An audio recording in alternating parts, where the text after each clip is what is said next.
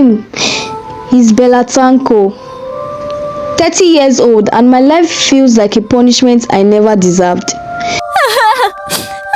I remember the child I used to be, full of laughter, full of dreams, full of faith.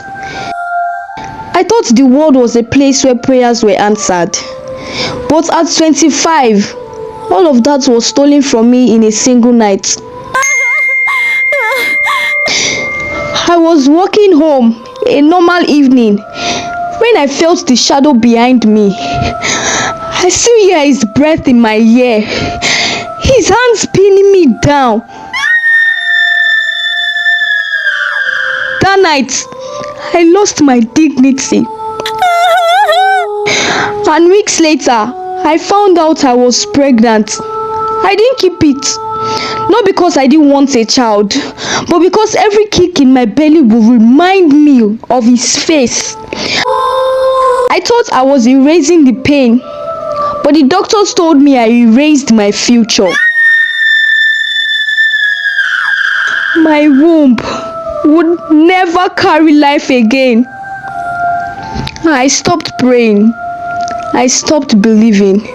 Because if God could watch me beg, scream, cry, and still be silent, then maybe He was never there at all. People told me to heal, to forgive, to move on. I nodded at them, but my soul was already a graveyard. 2 years later, light entered my darkness in the form of a man, Francis Kashi, handsome, gentle, with words that made my heart beat like it was alive again. He gave me hope that I could still be loved. But love has a way of turning into a knife. The day he found out I wasn't a virgin, the warmth in his eyes froze. The voice that once called me darling now spoke to me like a stranger. And then he left. That day, I made a vow I would never marry, but I would have a child, my own flesh and blood, no matter the cost. That's how I found myself standing before the herbalist. His shrine smelled of burning leaves, dried roots, and something older. Masks hung on the walls, animal bones lay scattered on the ground, and in the center, a wooden carving of a woman with 4 arms and hollow eyes. The mother gods, he called her. He said she could give life, but also take something in return. I didn't care about the warning. I only had the word, child. He gave me a charmed meal, bitter, with a taste that lingered like smoke in my throat. 1 month later, my belly began to swell. 9 months passed, but when my time came, my womb refused to open. The pain stayed for 2 more months until a scan revealed the truth. Not only 1 child, but 3. Yay! Benjamin, Godwin, Precious. 2 boys and 1 girl.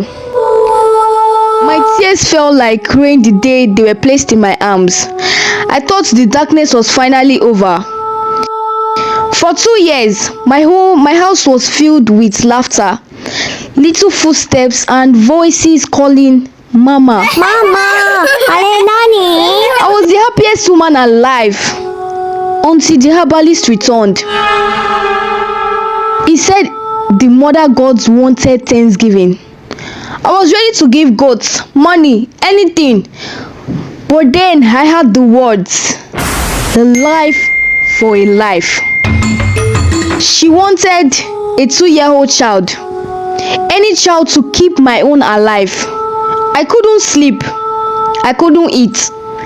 Every time I looked at my children, I felt the ticking of an unseen clock.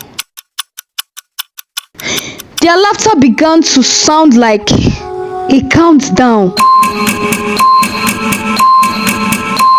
I decided to run, to leave the town, to hide from the herbalists, from the mother gods, from the curse I brought upon myself. But curses don't let you run far. On the way, Benjamin fell sick. His fever burned through the night, and by morning, my boy was gone.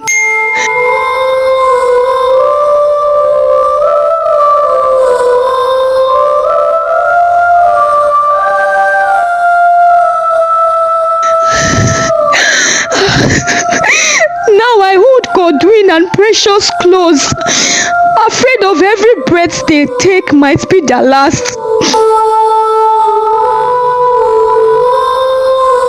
If I go back, I must hand another mother child to the darkness.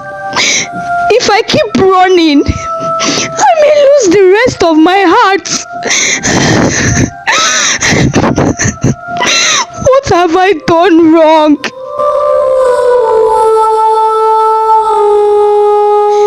I'm lost. What should I do?